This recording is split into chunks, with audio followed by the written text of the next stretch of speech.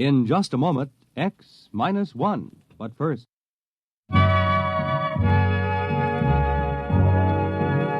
You are listening to the distinctive style of Claude Thornhill, one of today's top musicians and band leaders. It's popular music with all the beauty of a classical symphony. And there are more fine arrangements by Claude Thornhill all this week when he makes his appearance on NBC Bandstand. In addition, you're treated to the inimitable beat and rhythm of master jazzman Lionel Hampton. Join MCs Bert Parks and Dick Hames all this week on NBC Bandstand. And now stay tuned for X-1 on NBC. Countdown for blast off. X-5, 4, 3, 2, X-1, fire.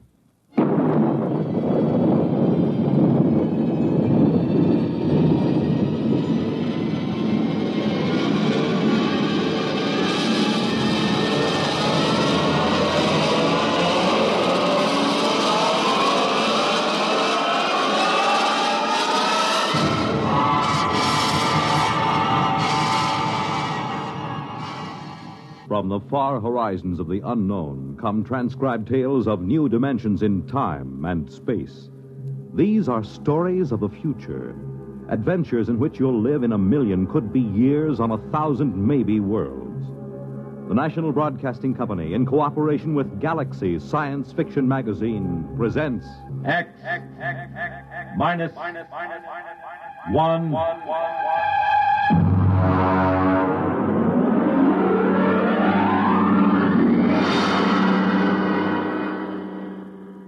Tonight's story, The Snowball Effect, by Catherine McLean.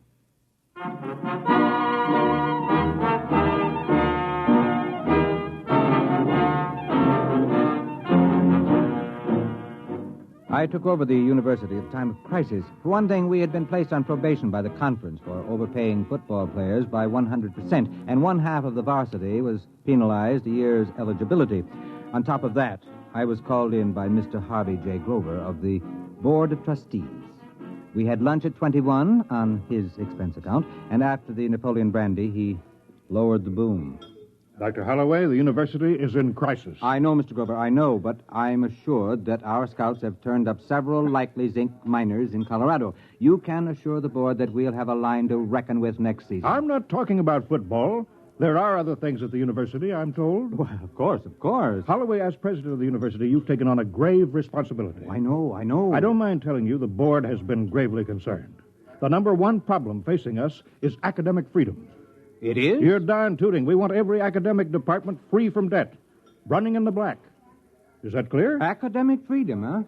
I see. Any faculty that can't support itself by grants, bequests, corporation, or government contracts is out. All of them? Down to the last assistant instructor.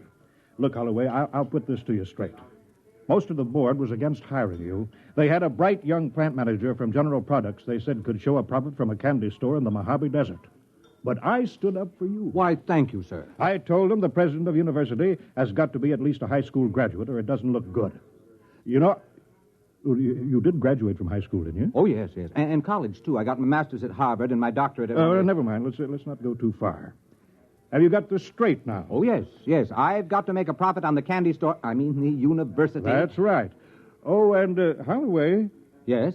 How many zinc miners did you say we dug up?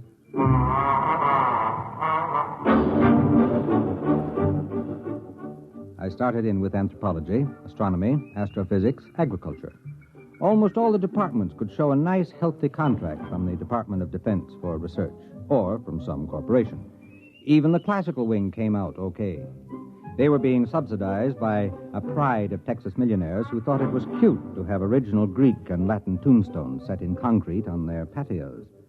One fellow from Galveston gave a classical barbecue featuring a swimming pool with pornographic marbles from Pompeii set around the scum gutter. I ran into my first problem when I got to sociology. Now, look, Dr. Caswell, I'll be frank with you. I'm paid to make sure this institution doesn't come out on the short end of the stick. Well, that's a quaint expression. I got it from Mr. Grover of the Board of Trustees, so you can see this is no time for kidding ourselves. Can sociology pull its own weight? What is it? Sociology is the study of social institutions. Now, look, Caswell, to the Board of Trustees, sociology sounds like socialism, and nothing can sound worse than that. Come on now. What are you doing that's worth anything? My dear sir. And don't wrinkle your nostrils at me, Caswell. If you've allergies, take an antihistamine. If not, just answer my question. This department's analysis of institutional accretion by the use of open system mathematics has been recognized as an outstanding and valuable contribution to... Valuable in what way? Well, since the Depression, Washington has been using sociological studies of employment, labor, and standards of living as a basis for its general policies Please, Professor, stick to brass tacks and leave Washington out of this. What specifically has the work of this specific department done that would make it as worthy to receive money as, say, a heart research fund? Fundamental research doesn't show immediate effects, Dr. Holloway, but the value is recognized. Caswell, all the other departments have managed to squeak by. You're the last one. Unless you can toe the mark, there'll be 14 sociologists testing the institutional efficiency of unemployment insurance as an instrument of economic policy.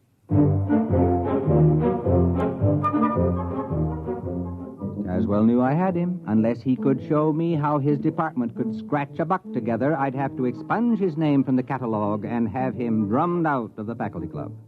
I'll hand it to him, though. He glared from behind his pince-nez, and sliding into his lecture manner, he started his con. Institutions, organizations, that is, have certain tendencies built into the way they happen to have been organized, which cause them to expand or contract without reference to the needs they were founded to serve. I have developed a form of socio-mathematics to plot these factors, and by comparing formulae...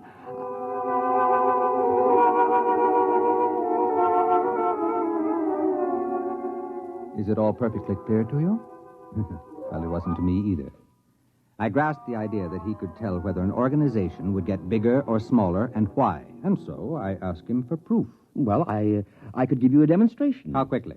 6 months. All right, let's see. We've got a basketball team averaging 7 feet. That ought to keep the board busy till spring. And after that, that bonus pitcher we stole from the Milwaukee Braves. All right, Caswell, you've got 6 months.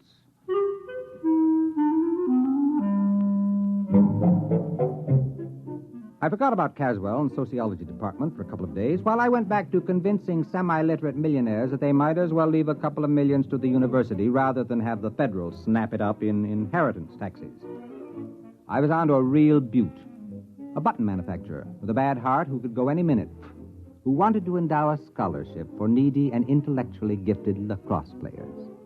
When Caswell came back to see me, we had lunch at the student cafeteria on my expense account. And he explained. Ever hear of feedback effects? Is it something to do with reducing overweight co-eds? No, it's a mathematical term. You might call it the snowball effect. You mean like rolling a snowball downhill? That's right. It grows. Now, here's the mathematical symbol. That spiral? That's the formula for the general growth process. Do you understand the equation? Why, no. It accounts for all sorts of institutional growth. The Roman Empire, Alexander, the Masons, the spread of tobacco, anything. You see, when the snowball becomes too heavy for the cohesion strength of snow, it breaks apart. Now, we've decided to run the test on an organization and make it grow according to the formula. I see. You're going to use some club or lodge or something as a guinea pig. If you could follow the equation, you'd see I've built a pattern of a cogent reason for the ins to drag in new members from the outs, and an urgent factor to prevent anyone from resigning. That's this Greek symbol here. Kappa for compulsion.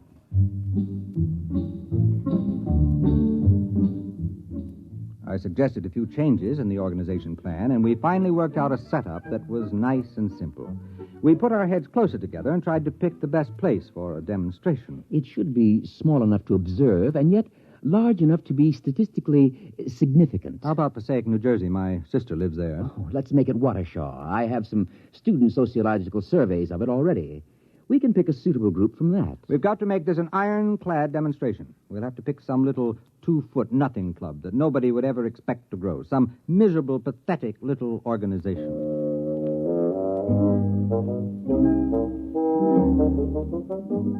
We found the perfect test guinea pig, the Waukesha Wednesday night sewing circle. Caswell and I drove over next Thursday night to a meeting. They always met Thursday night, except every once in a while when the chairlady forgot to have her hair set, in which case they met Friday. Girls! Ladies! business to conduct, girls. Helen, please. Well... The regular meeting is now called to order. Bernice? Just a minute, dear. Will the secretary... Bernice? You're out of order, dear. It's not a regular meeting. But of course it is. It's Thursday, isn't it? I distinctly remember when we had that special meeting on Tuesday for Toby's baby shower. We adjourned sine die when she started to have pains. Oh, my goodness, it was false labor. That certainly doesn't count. But this meeting is just a continuation of the other one. Oh. How do you feel, Toby? Fine. A little out of breath. Did you try a little dry toast just before climbing the stairs? But, Bernice... My doctor said to breathe deeply through my nose and to have Henry tie my shoes for me. Well, I'd like to see Alfred tie anything for me. It's 3 years since I dared get a dress that zipped up the back. Madam Chairman, I rise to a point of order. Well, my goodness, Helen, you don't have to be a martyr about it.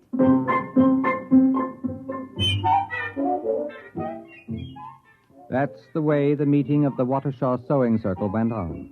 After a prolonged parliamentary battle, the point was finally carried that this was the tail end of a previously adjourned special meeting. At this point, the secretary, who had shorthand training, read the minutes. It was moved by Harriet that a vote of confidence be registered in the administration of the club's business by Bernice. The motion was seconded by Elsie, who said she thought it was only fair because Bernice didn't even have an unlimited phone. And look at all the calls she had to make on club business. The motion was amended by Joan to include Bernice Calloway as well as Bernice Hackett, because with 2 Bernices, the whole thing would be confusing, and it didn't seem fair to discriminate between Bernices, because Bernice Calloway didn't have an unlimited phone either, and besides, her phone was way upstairs in the bedroom without even a kitchen extension. The motion was defeated because of the lack of a quorum.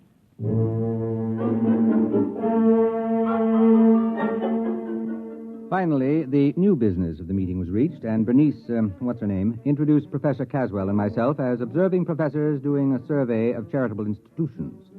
After the business meeting, brownies, sponge cake, and apricot peekaboo cookies were served with coffee. Caswell and I drew the unlimited Bernice aside.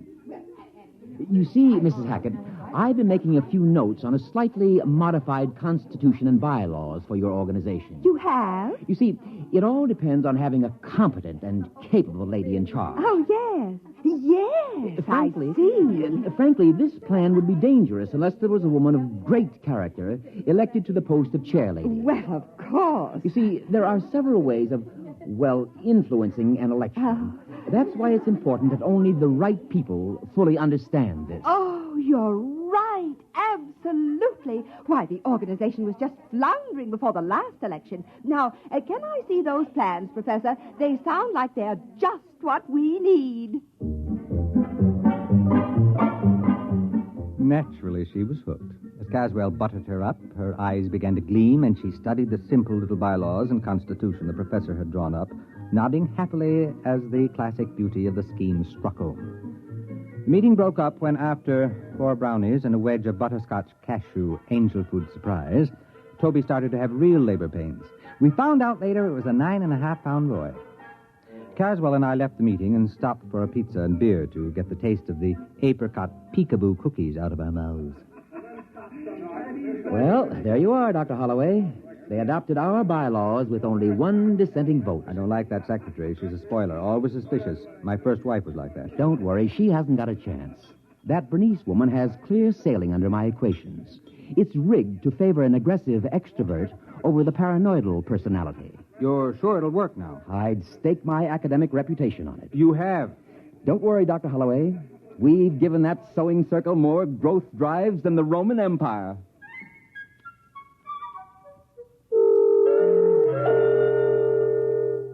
We let the whole thing gel for a while. About 4 months later, I shook loose from my schedule and dropped over to see Caswell. He looked up from a student paper on the correlation of Bermuda shorts seen at Madison Avenue and 46th Street to the swing towards Democratic candidates in the Corn Belt. Good morning, Dr. Holloway. Good morning. Caswell, I just wanted you to know we hadn't forgotten you. Now, about that sewing club business, I'm beginning to feel the suspense. Could I get an advance report on how it's coming? Well, I haven't been following it that closely. We're supposed to let it run the full 6 months and then check. But I'm curious. Could I get in touch with that woman? What's her name? Bernice something? Hackett. Bernice Hackett. Would it change the results if we checked it now? Not in the slightest. If you want to graph the membership rise, it should be going up in a long curve. Probably doubling ever so often. Well, if it's not rising, you're fired, you know. If it's not rising, you won't have to fire me. I'll burn my books and shoot myself. I went back to my office and put in a call to Watershaw. Mrs. Hackett wasn't in. The maid informed me she was at the meeting. That sounded better. If the sewing circle was meeting on a Saturday, then maybe Caswell had a chance. But she wasn't going to a sewing circle meeting. There was another organization, the Civic Welfare League. I hung up the phone and thought about poor Caswell. If the sewing circle had really gone up the flue, he was on his way up with it. I decided to go over to Watershaw and check to give the poor old goat the benefit of the doubt. The meeting of the Welfare League was in the Knights of Columbus building, a tremendous pile used for dozens of club meetings at a time. There was some kind of political rally going on in the main hall. Streets were jammed, and I figured I was going to have a tough time finding the little back room where the Civic Welfare League was meeting. I figured they must be in a pretty bad way trying to hold a meeting in competition with a brawl like the one in the main room. Right this way, look, sir. Miss, I'm looking for a small meeting. Well, It's here you the, are. Membership application, song sheet, bylaws, and pledge. No, you don't understand. I don't well, want that's to. all right. You can keep it. It's a new membership kit. Everyone's supposed to have it. We've just printed up 6,000 copies to make sure there'll be enough for this meeting. No, you don't understand, Miss. I'm looking for the meeting of the Civic Welfare League. Well, this is it. No, I mean the one with Mrs. Hackett. Bernice Hackett. Do you know her? Well, there she is up on the speaker's platform. And now, after the ushers have passed among you with membership blanks, it is time to rededicate ourselves to the principles we stand for. With a bright and glowing future, the best people in the best planned town in the country, the jewel of the United States. All we need is more members. Now get out there and recruit! Recruit! Recruit!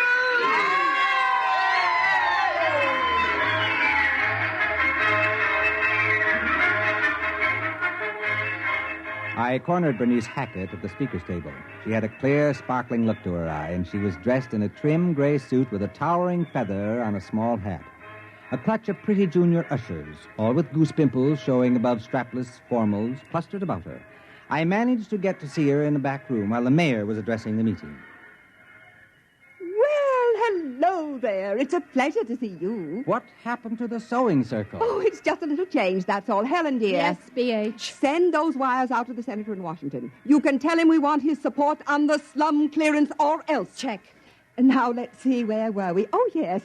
We started growing by amalgamating with other small charity groups. Worked much more efficiently that way. Bernice, we're running out of membership blanks. Call the printer. He's got instructions to keep the type standing. Check. Naturally, we had to change our name each time, but we've still got the same constitution and bylaws, the ones you professors worked out for us. Then you've been growing. Oh, dear, yes. Bernice, what do we do about the town board of aldermen? I explained to them they can't get in at a group rate. Each one will have to join separately. Check.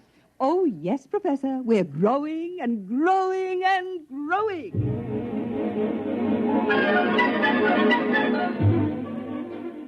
I kept close watch on the sewing the Civic Welfare League for the rest of the month. Evidently, they'd swallowed up the real estate organization because they came out with a plan to attract new industries to town, and there was a gimmick splitting up the profits among club members only. It was the same provision Caswell built in to split up profits from dues and fines, but now it was operating in the 100,000s. I graphed the rise in membership, and it went up like the first rise in a roller coaster. I went over to Caswell's office to tell him the good news. Naturally, I knew the equations would work. Well, don't be so calm about it. With a demonstration like this, I can get all kinds of grants and funds for the sociology department. You'll think it's snowing money. Well, naturally, I expected this. I haven't been following the test at all, but I was quite confident. I don't mind admitting I wasn't. Well, that organization sure blew up. Now, let's see the formula for stopping it. Oh, I didn't complicate the organization with negatives. I wanted it to grow. It falls apart naturally when it stops growing for more than 2 months. You remember, we built into it the idea that the members know what happens if the membership stops growing.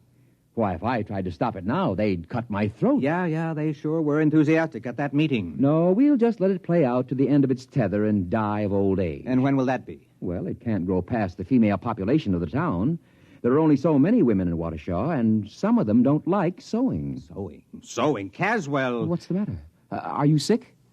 You haven't been following the experiment? Why, no, I told you I haven't even thought about it since we started. Well, they wanted to expand, and they weren't going to let sewing stand in their way. They went from general charity to social welfare schemes to something that's pretty close to an incorporated government. They're now filing an application to change their name to the Civic Property Pool and Social Dividend Membership Combine. Well, very interesting. I hadn't thought of that.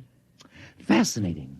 Dr. Caswell, tell me, where does the formula say it will stop? Oh, I shouldn't worry. It stops when you run out of people to join it. After all, there are only so many people in Waukesha. It's a pretty small town. Yes, it is. Doctor, they've opened a branch office in New York.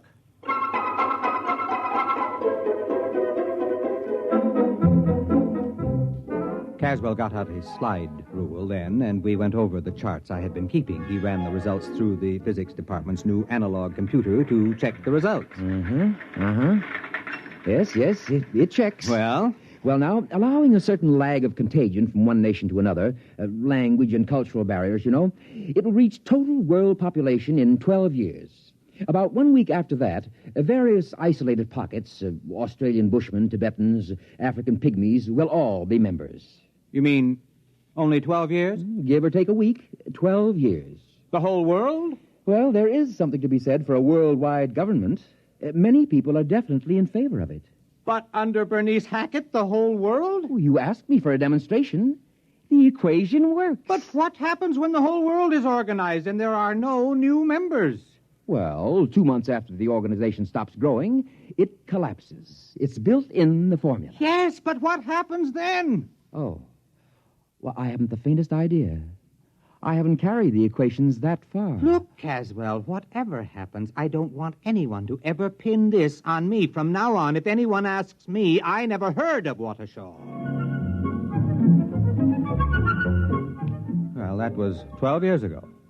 I think Caswell and I are about the only men on Earth who don't hold membership cards in the United Terrestrial Civic Welfare and International Property Pool. Bernice Hackett, Global Administrator. It's a race against time now. There hasn't been a new member in a week and a half, and Bernice is anxiously awaiting news from the first Mars Expeditionary Fleet. And as she says, if only they find life there. We need new members, desperately. You have just heard X-1, presented by the National Broadcasting Company in cooperation with Galaxy Science Fiction Magazine, which this month features The Stars, My Destination, the first installment of a 4-part serial by Alfred Bester, a brilliant novel on teleportation in the world of the future. Galaxy Magazine, on your newsstand today.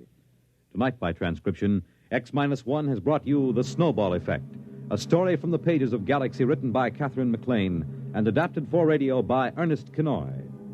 Featured in the cast were Ted Osborne, Wendell Holmes, Warren Parker, Audrey Blum, Mary Patton, Patsy O'Shea, and Peggy Allenby. Your announcer, Fred Collins. X-1 was directed by Daniel Sutter and is an NBC Radio Network production.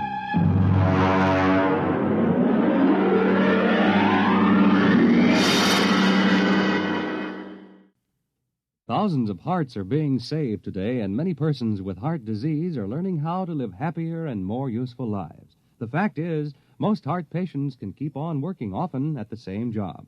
This progress is the result of intensive medical research which you support when you give to the Heart Fund. Send a contribution now to your local Heart Association or to Heart, care of your post office. When you help your Heart Fund, you help your heart. Only NBC Radio brings you the whole convention story. Listen tonight.